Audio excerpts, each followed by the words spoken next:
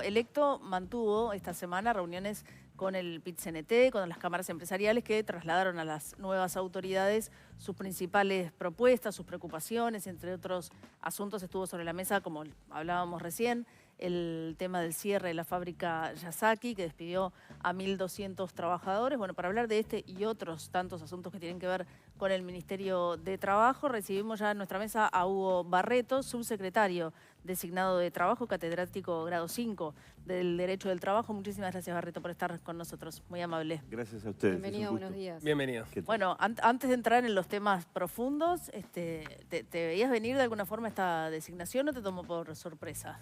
La verdad que me tomó por sorpresa el rango, porque yo había tenido esa doble vida, diríamos, de ser asesor parlamentario, de algunos, de Bentancor, José Luis Bentancor y más atrás Héctor Lescano, y toda mi actividad como Académica. asesor, sindical en materia internacional y fundamentalmente académica, ¿no? Que era que es mi pie fundamental en esto. Por lo tanto, sí, me llevó a una especie de... Ahora que se habla de transiciones, ¿verdad? Sí. Hay una transición de la que no se habla en general, que es la transición privada que cada uno hace con sus actividades, con su familia, etcétera, para ver cómo está parado. Esa transición en mi caso no terminó porque estoy todavía en cuestiones laborales a medio camino. Pero me llamó la atención, diríamos, el grado de colaboración que se me requiere en esta oportunidad. Entonces, retomando la conversación que teníamos antes de que usted ingresara sobre la extensión de las transiciones, ¿le parece adecuada la magnitud de estos 3-4 meses que se dan entre que un gobierno es electo y asume el nuevo gobierno, o le parece que podría ser más corta? Bueno, hay condiciones de todo tipo en los distintos países, ¿verdad?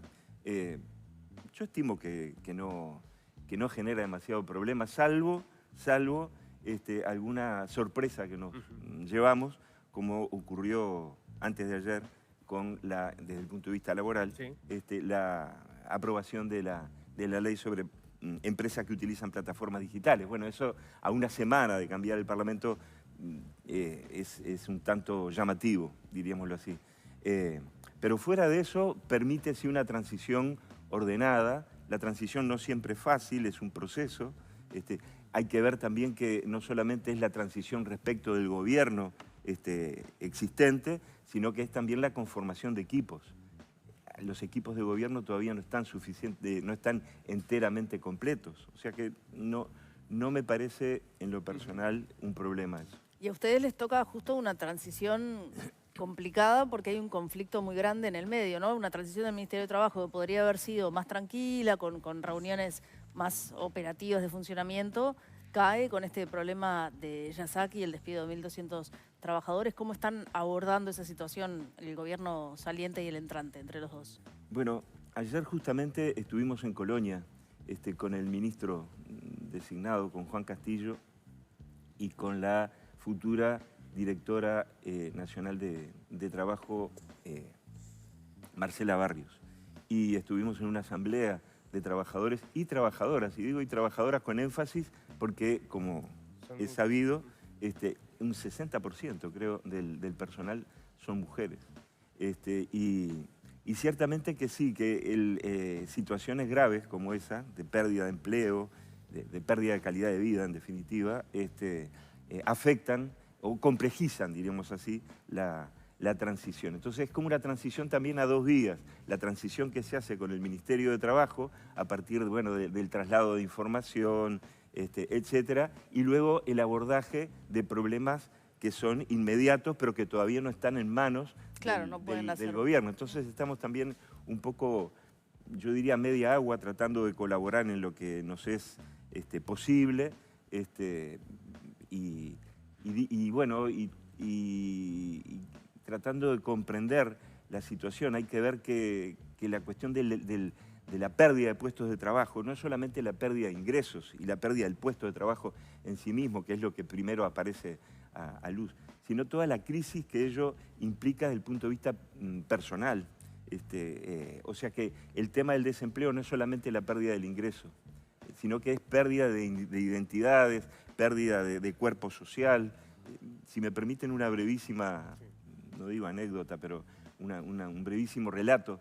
Hace muchísimos años, ante una situación de algún modo similar a esta, despidos colectivos, luego de un conflicto en una empresa también en el interior del país, una empresa papelera, yo era asesor del sindicato, fui a la asamblea, como fuimos ayer con Juan Castillo y Marcela Barrios. Son asambleas extremadamente distintas y difíciles. Las personas comienzan a intervenir de una manera y luego se quiebran muchas veces. Y un trabajador, un dirigente del sindicato, un dirigente que había sido en el conflicto previo muy confrontativo, me dijo, ¿te das cuenta? Dice, yo dejo de ser papelero. Es como si a ti un día te dicen, usted deja de ser abogado. Fíjese ustedes el grado de identificación de la persona con su trabajo y toda la cosmovisión que se genera en torno al mundo del trabajo. O sea que no es solo la pérdida del ingreso. Quería significar eso. Sí, la pérdida del ingreso es lo más inmediato, claro, yo no lo minimizo, por favor, claro, no lo minimizo, pero quiero decir que el fenómeno es mucho más profundo. Más grande. Y afecta a la identidad misma de las personas y de las familias. ¿Y qué análisis hace a propósito de, digamos, de las circunstancias que terminan llevando a la empresa a irse? Ahí apuntó, por lo menos a través de su comunicado, después hay que ver, bueno, cuánto pesa cada cosa, ¿no? Pero básicamente habló de la competitividad y de las medidas sindicales como los dos grandes argumentos que se manejó por parte de la empresa. ¿Cómo analiza usted el escenario en relación a esos puntos? Creo que son muy malas señales que da la empresa a la hora de tomar una decisión.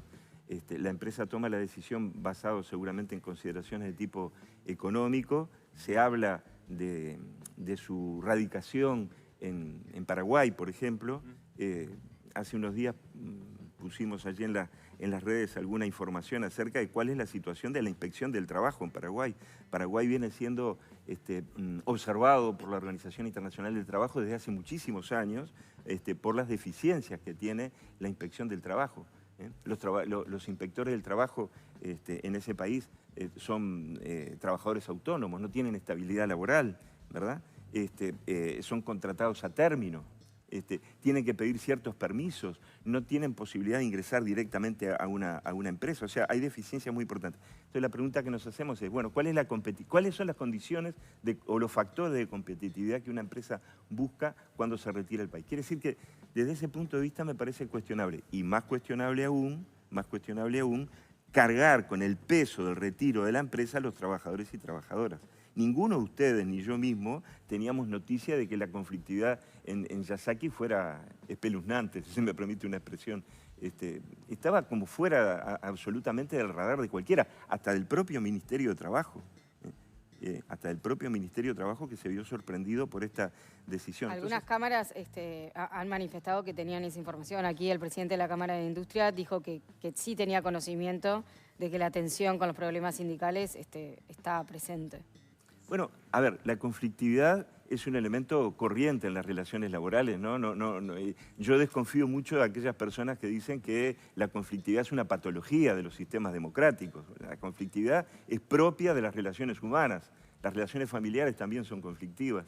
Quiere decir que el conflicto lo que expresa, más que nada, es la representación de un colectivo, del lado de las empresas, del lado de los trabajadores, que tienen elementos de cooperación y elementos de conflictividad. La conflictividad entonces no debe ser vista como una patología, ese es el punto. Hay que buscar los caminos de diálogo social para resolverla.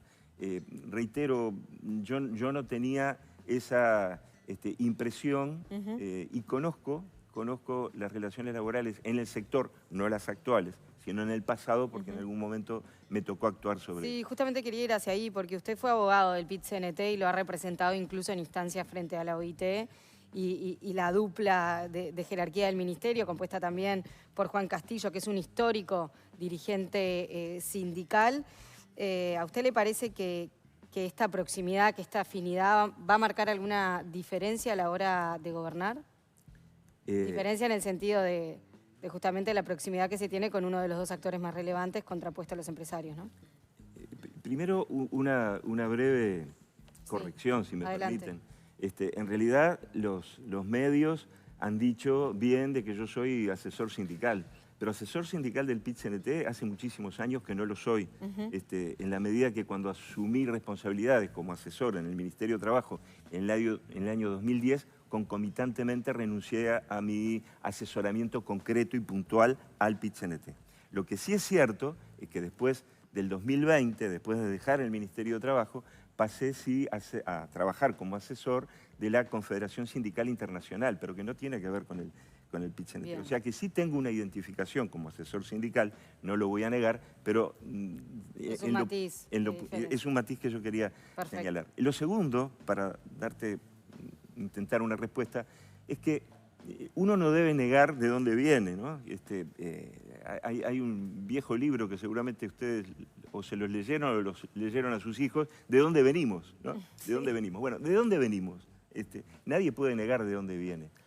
El quid del asunto es, en el caso del ministro de Trabajo, pero yo quiero hablar más particularmente como corresponde a mi persona, es ser consciente de esa situación, de tal modo de tratar de ser equitativo, de tratar de ejercer con objetividad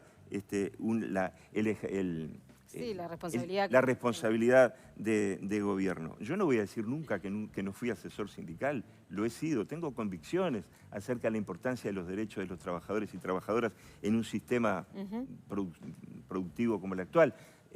Por lo tanto, yo no lo niego. Lo que sí he comprometido, diríamos, es en ser un servidor público, si se quiere, con las responsabilidades del caso y no hacer de mi gestión una expresión, si se me permite también la expresión, de tipo clasista. ¿No se define como clasista? Qué pregunta. ¿Qué Aprovechaste. Usted lo puso arriba de la mesa. Aprovechaste. A ver, eso es el término clasista tiene una connotación ideológica muy precisa, sí. Y sobre eso también han tratado algunos analistas acerca de esa distinta procedencia que tenemos algunos en el Ministerio de Trabajo, de venir de un sector, de ciertos sectores políticos, ideológicos y de otros, y cómo eso en definitiva termina conjugándose. ¿Cuál es la forma de conjugar? La forma de conjugar esas distintas visiones que pueden existir al interior del Frente Amplio, sí, nada más y nada menos, la forma de conjugar es encontrar programas y encontrar intereses y sensibilidades comunes. Si me permiten también otra pequeña anécdota, y me salgo un poco de la cosa, hace muchísimos años, cuando se discutía en las Naciones Unidas lo que luego fue la Declaración Universal de Derechos Humanos, había una gran controversia en torno a discusiones filosóficas, de dónde provenían los derechos humanos, si eran dados por Dios o si era fruto de la lucha y de la conquista humana, si era una actividad humana, etcétera, ¿verdad? Había, y hay todavía, distintos tipos de enfoques en clave filosófica. Y un gran filósofo, justamente, Jacques Maritain, un filósofo católico muy importante de mediados del siglo pasado, dijo, bueno, dejemos las discusiones filosóficas, vayamos a cuáles son los derechos que nos interesan consagrar, ¿verdad? Vayamos a la práctica. Y eso creo que es lo que en el fondo inspira también la creación del propio Frente Amplio. Miren hasta dónde me voy, ¿no? O sea, encontrar elementos comunes en el plano de la justicia social, por ejemplo, para dar respuestas adecuadas, independientemente de las orientaciones filosóficas que podemos tener quienes integramos la fuerza política. O sea que evitar un ejercicio de gestión tipo clasista, que entiendo que fue lo que dijo recién, sería intentar gobernar buscando los consensos, ¿no? Desde luego. El diálogo social está en la base de las relaciones laborales y Uruguay además está obligado a la búsqueda del consenso, está obligado al tripartismo como ejercicio de la gestión de gobierno en materia laboral. Bueno, el gobierno igual... Siento igual que no me respondió la pregunta. Entiendo que no se define como pero lo que pasa... O sea, lo que dice es, la discusión esa ya no es tan relevante porque hay diferencias dentro del Frente Amplio sobre eso y hay que buscar otro punto de consenso, porque no importa lo que piense yo, en el Frente Amplio no hay unanimidad sobre eso. Eso es lo que me dijo. Sí. Yo me siento identificado con tu interpretación. O sea, vamos a darla por bueno. Igual no me respondió la pregunta. Pero dijo que la estaba damos por bien buena. tu análisis, o sea que está respondida por ese lado. Algo bueno, que tiene que ver un poco con esto es el tema de la función del Ministerio de Trabajo en como tú decías recién, el tripartismo y el rol del Ministerio de Trabajo cuando no hay acuerdo entre las partes. Y ahí hay diferencias, ¿no?, sobre si el Ministerio de Trabajo debe laudar o no hacia una de las dos partes en conflicto. ¿Cuál es tu postura sobre eso? El Ministerio de Trabajo tiene la obligación de laudar porque tiene la responsabilidad de las políticas públicas. Sí. O sea, a veces se confunde, no digo que sea tu caso desde luego, pero a veces se confunde entre lo que es la búsqueda del consenso y la posibilidad del veto. Son dos cosas distintas. O sea, las políticas públicas en materia de relaciones laborales tienen que buscar, yo diría afanosamente, el consenso a través del diálogo social. Pero el gobierno luego no puede renunciar a lo que son sus políticas, sus programas. O sea, lo intenta de buena fe, lo trata de hacer una y otra vez. La parte empresarial no concuerda mucho con esa potestad del gobierno de tomar una definición hacia una de las partes en general. Yo creo que eso es inevitable que sea así. Ha sido así durante este gobierno. O sea, cualquier gobierno tiene la obligación de gobernar. Lo que sí tiene también, te reitero, es la obligación de buscar a través del diálogo los consensos. Y la búsqueda de consensos es también la búsqueda de distintos tipos de arreglo en torno a los problemas, ¿verdad? Pero claro, el interrogante frente a ese escenario, que es lo que está previsto aparte también por las normativas, es por parte de los empresarios, es que esta proximidad sindical que tiene la cúpula de gobierno en el Ministerio de Trabajo se incline siempre por los intereses sindicales. No ha sido así, ¿sabes? No ha sido así. Si ustedes van a la cuestión empírica, a lo que son las resoluciones de los consejos de salarios durante las gestiones del Frente Amplio, se van a encontrar que hay una equidad, diríamos, entre aquellos casos en que, por ejemplo, en los consejos de salarios no hubo acuerdo, y hay tantos casos en que el Poder Ejecutivo vota con los empleadores como casos en los que vota con los trabajadores. Creo que en esta última gestión no fue así y hay una leve inclinación, diríamos, una ruptura de ese equilibrio en los consejos de salarios hacia el voto con los empleadores. Pero en las gestiones del Frente Amplio lo pueden buscar, hay una absoluta equidad en el caso de los consejos de salarios. ¿A ti te claro parece que el diálogo social, perdón, sí, claro que el diálogo social y la búsqueda de consensos excede los consejos de salarios. Estamos hablando ahora de la negociación colectiva tripartita, ¿verdad? Y en ese caso hay datos que respaldan lo que vengo manifestando, ¿verdad? Quiero volver al caso de Yasaki, pero para hablarlo como situación más general, porque en algún momento nos desviamos sobre su visión del asunto en los siguientes términos. Usted decía, bueno, esta empresa se va a Paraguay, es una mala señal, porque Paraguay los derechos laborales están muy por debajo de los estándares que entendemos necesarios. Y los controles. Y vamos acá en Uruguay. Uruguay. Los controles. Perfecto, y los controles.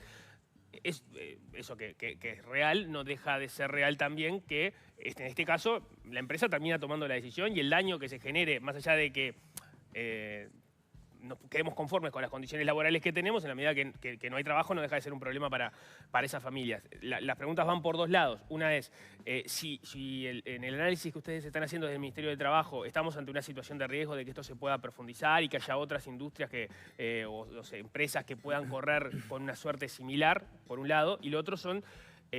dando por bueno eso, ¿cuáles son las cartas que tiene para jugar el Ministerio de Trabajo? Porque entiendo que hay una parte industrial, educativa, de planificación, del propio Ministerio de Economía, que tienen cartas para jugar sobre los otros componentes de la competitividad. Pero desde el Ministerio de Trabajo, ¿qué es lo que se puede hacer al respecto? Hay una cuestión que el Ministerio de Trabajo hace y es intentar recomponer las situaciones, etc. Yo me quiero detener básicamente en cuáles son los déficits que una situación como esta señala desde el punto de vista del funcionamiento del sistema. Y me parece que el déficit, para pensar hacia futuro, tiene que ver con, ya lo habíamos visto en el caso de Pedidos Ya el año pasado, con los despidos colectivos, tiene que ver con estas decisiones intempestivas de las empresas que sorprenden. No solamente sorprenden a los trabajadores y trabajadoras, sino que también al propio gobierno a la hora, como tú dices, de arbitrar posibilidades de superación del problema o de previsión. Quiere decir que allí hay un problema. allí hay un problema que tiene que ver, por un lado, con la falta de justificación de los despidos y, por el otro lado, la falta de previsibilidad en cuanto a la reorganización de la empresa, porque no es que en el caso de Yasaki al gerente se le haya ocurrido un día para otro que retiran todo en masa, más de 1.200 trabajadores y una empresa de esa magnitud, sino que estos son procesos gerenciales que se asumen de manera centralizada por la empresa. Estamos en presencia de una multinacional que merecerían, y acá voy al punto, que merecerían, diríamos, alguna nueva mirada, alguna revisión del ordenamiento jurídico uruguayo, a ver si no se requiere, por ejemplo, la instauración de una especie de preaviso de las empresas cuando están pensando en la posibilidad de adoptar decisiones tan drásticas como las que ha adoptado Yasaki. ¿Y eso se está pensando en hacer, en regular? Eso está, diríamos, dentro del menú de posibilidades. A veces esto ocurre de manera, yo diría, por la propia decisión empresarial. En estos días ha ocurrido lo de Yasaki, pero ha ocurrido también la empresa Isusa, se llama, ¿no? Isusa, diríamos, hizo una comunicación pública acerca de las dificultades que encuentra en materia de falta de pérdida de competitividad, de salarios que encuentra superiores a los de su competencia. Esas dificultades la empresa no anuncia, por lo menos hasta la publicación, hasta la emisión pública que hizo, no anuncia ninguna medida en concreto, pero sí da algunas alertas, ¿verdad? Pone una luz amarilla de tal modo, por ejemplo, que el Ministerio de Trabajo pueda intervenir rápidamente para ver, bueno, cuáles pueden ser las medidas y cuál puede ser la colaboración del Ministerio para evitar males mayores. Y el ordenamiento jurídico uruguayo cuenta con instrumentos, no es que esté en la absoluta orfandad, cuenta con instrumentos como para dar cuenta de este tipo de situaciones de empresas que no pueden cumplir adecuadamente con sus compromisos en materia salarial. Bien, usted incluso también, no está directamente vinculado al caso, pero tiene que ver, hace un año en Brecha hablaba de que había que discutir el principio del despido libre, o sea, sí, también claro, que las empresas tengan que dar alguna justificación a la hora de hacer despidos. Sí, eso es también parte del sentido común, ¿no? Que no recuerdo si en la nota de Brecha lo decía, pero es parte del sentido común. Todas las personas en nuestra vida de relación tenemos que dar cuenta de nuestras actitudes, ¿no? Si un amigo te invita a un asado, le decís, bueno, no puedo ir al asado porque tengo otro compromiso. O a nivel doméstico. Sí, que a veces son reales y a veces son excusas, ¿no? A veces son excusas. Bueno, si querés y si da tiempo voy a eso, pero el punto es, en nuestra vida de relación siempre damos causa de nuestros comportamientos. Pero a nivel de la empresa tiene la posibilidad del despido libre. O sea, puede no dar causa. Y en una situación extremadamente grave, porque la contrapartida es la pérdida de un derecho, la pérdida del empleo. Entonces, si yo tengo que dar razón de por qué no voy a un asado, ¿por qué no tengo que dar con mayor medida razón de por qué le privo del empleo a una persona? O sea, es una cuestión no jurídica, es de sentido común. Es más ideológico, filosófica, ¿no? La postura. ¿Cómo dices? Claro, es una cuestión, vos decís, de sentido común. Es una cuestión más ideológica, filosófica, ¿no? Claro, más de cosmovisión, ¿verdad? Más de cuál es el lugar de la empresa, no solamente empresa entendida como una institución definida a través del fin de lucro, de la búsqueda de utilidades a cualquier costo, sino también una especie de función social de la empresa. Ese discurso de la función social de la empresa no debe agotarse simplemente en lavar la cara de algunas empresas multinacionales, sino que también debe alcanzar responsabilidades precisas.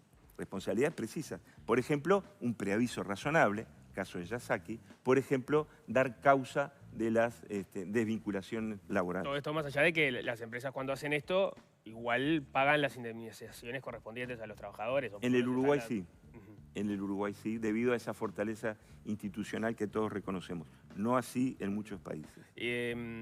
quiero volver al tema sobre que usted puso arriba de la mesa con esas sorpresas de la transición, el proyecto de ley que se aprobó esta semana a propósito de los trabajadores de las plataformas digitales.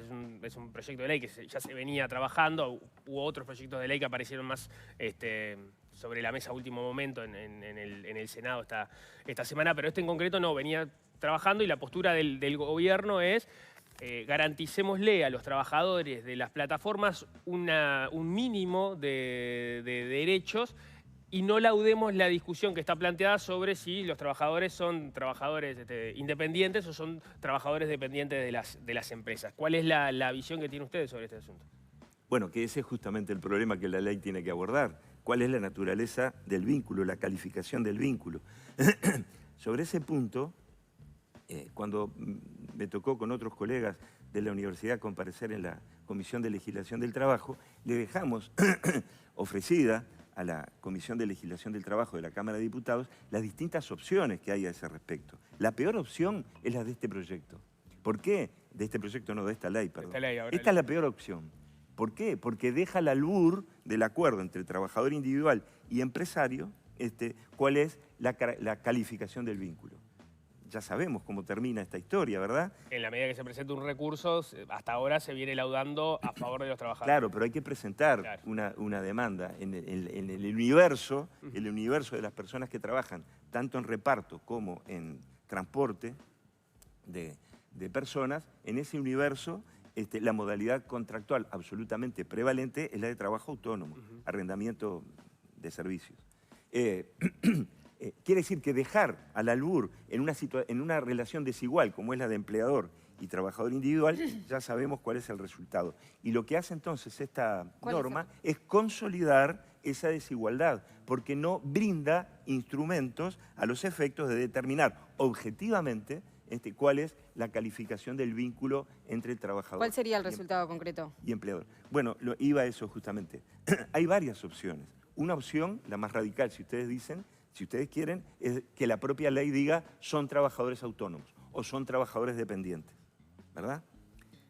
El hecho de decir son trabajadores autónomos en realidad es la solución de esta ley, ¿verdad? Porque, reitero, al dejar al acuerdo individual, bueno, esa es una posición, que la propia ley califique el vínculo. Pongamos el caso, son dependientes. Otra posibilidad, como hay normas, ejemplos en el campo internacional, es que la norma diga, bueno, se presume que si una persona trabaja en favor de otra y el otro lo remunera, se presume que existe relación de trabajo. Es lo que llamamos los abogados presunción simple, admite prueba en contrario. Es posible entonces que la empresa demuestre que hay trabajo autónomo. Y hay una tercera opción que fue la que sugerimos en la comparecencia que hicimos como Facultad de Derecho de la Universidad de la República en ese momento. Hay una tercera opción que es la que vigente en países como Portugal, como Bélgica, y es listar en la ley una serie de indicios de relación de trabajo dependiente. Por ejemplo, trabaja en el seno de una organización de gran porte, una multinacional, por ejemplo. Recibe órdenes, tiene un salario determinado por la plataforma, llamémosla así. Cumple un horario. Cumple un horario, obedece a las indicaciones de un algoritmo. Entonces, se listan en la ley una serie de indicadores y luego la ley que dice, bueno, si se dan 2 o 3 de estos indicadores, habrá trabajo independiente, dependiente. Eso sería el escenario ideal. Ese sería uno de los posibles escenarios. ¿Por qué? ¿Por qué? Porque lo que estaría dando el legislador serían orientaciones precisas para los actores sociales, para empleadores, para trabajadores y para los jueces.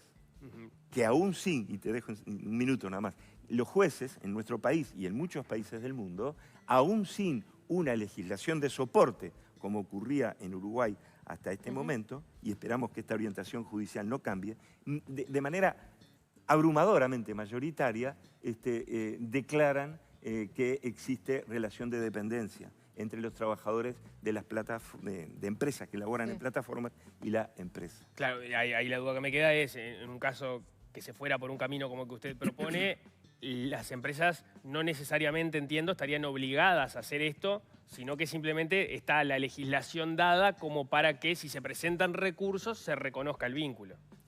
Exactamente, sí. pero en ese caso lo que se estaría dando sería una indicación muy fuerte a los actores de cuáles son las características fundamentales que orientan el tipo de trabajo, la calificación del vínculo de ese tipo de trabajo. ¿Y qué pasa con la voluntad de estas plataformas? En muchos países están esas discusiones de cuando se las empieza a apretar con condiciones que no van por el lado de la visión del negocio que ellos tienen, se pueden retirar, y entonces uno puede suponer que un país como Uruguay no necesariamente puede tener el peso para marcar la cancha de ese modo. Esa es una amenaza que cualquier empresa multinacional hace. Me permiten una cita de un autor, de un sociólogo muy conocido, Bauman. Zygmunt Bauman decía, bueno, ¿cuál es la principal condición que una empresa multinacional pone de manifiesto a un gobierno para radicarse? ¿Cuál es la principal condición para radicarse? Retirarse cuando quiera, ¿verdad? Retirarse cuando quiera. Ese modo de pensar un tanto dialéctico, si se me permite, para volver a la cuestión ideológica que a ti te gustaba, ese modo de pensar me parece muy claro, en orden a que es el modo de comportamiento habitual de las empresas. Hay un recurso sobre el cual me gustaría profundizar seguramente en otro momento, porque estoy viendo el límite acá, y es que habrá una norma internacional. Por eso es más complejo, la resolución que tomó la mayoría del Parlamento antes de ayer. ¿Por qué? Porque esta norma va a contrapelo, es absolutamente contradictoria con los esfuerzos internacionales que se vienen haciendo en la OIT para adoptar un convenio internacional. Un convenio internacional que desde ya se dice que va a dar indicaciones en torno a cuáles son las condiciones bajo las cuales se debe considerar que un trabajador es dependiente. Esta ley va absolutamente a contrapelo de esa tendencia internacional que daría una solución, entonces a ese riesgo de que las empresas hagan una especie, se llama de shopping legal, y vayan buscando, ¿verdad?, aquella góndola que le conviene más de dónde radicarse, si existiera una norma internacional, que esperemos que vaya a adoptarse en la OIT para evitar ese dumping social que tú señalas. Entiendo que si existe esa norma internacional se revisarán las normas locales, pero quería... Va a quedar rápidamente obsoleta esta norma que adoptó este Parlamento una vez que se legisle en serio a nivel internacional. Tenemos que cerrar, pero no quiero dejar de hacer una pregunta bien concreta, porque cada administración que asume modifica algunas cuestiones con las que no está de acuerdo, y se ha planteado el tema de lo que reguló la LUC en cuanto a las ocupaciones de los lugares de trabajo y esta modificación o esta regulación que se hizo, y el gobierno electo ha planteado la posibilidad de revisarlo. Está decidido que se va a revisar, y en ese caso ya hay una definición de cómo se va a implementar esto, o cómo se pretende cambiar. Sí, hay dos elementos allí. Uno es la LUC, la ley. El artículo 392, que como ustedes saben dice que la huelga debe ejercerse pacíficamente, permitir el acceso de los no huelguistas, sí, y los titulares de la empresa, etc. Pero hay otra norma que a menudo queda opacada, que es un decreto posterior a la LUC, que pretende reglamentar la LUC. Es el decreto 281 del año 2020, que permite la desocupación inmediata, lo repite dos veces el término inmediato, permite la desocupación inmediata de una empresa que estuviera ocupada por los trabajadores. ¿Cuál es el problema? Esa desocupación inmediata se hace, de acuerdo al decreto, de manera incondicionada. O sea, aun cuando los trabajadores estuvieran cumpliendo con la LUC, aun cuando estuvieran ocupando y permitiendo el acceso, el decreto permite la desocupación inmediata en cualquier caso. Entonces, es bastante... es una demanda, diríamos, corregir ese decreto al menos. Eso está en manos del Poder Ejecutivo, desde luego. La modificación de la LUC ya requeriría una modificación parlamentaria, que claro, seguramente vamos a intentar también, pero hay problemas más puntuales y más urgentes que tienen que ver con esos aspectos de detalle que a veces se escapan. Se focaliza, y me parece bien, en el artículo 392 de la LUC, pero se deja entre líneas este decreto que es aún más restrictivo, o que es directamente restrictivo del derecho de huelga en su modalidad de ocupación, aun cuando se cumplan los extremos que señala la propia ley de urgente consideración. Eso va a cambiar en breve. El decreto seguramente necesita una revisión desde el punto de vista jurídico. Bien. Hugo Barreto, muchísimas gracias por habernos acompañado esta mañana. Gracias a ustedes. Muy amable. Muy amable, Muchísimas gracias por gracias, venir. Hacemos un corte ahora.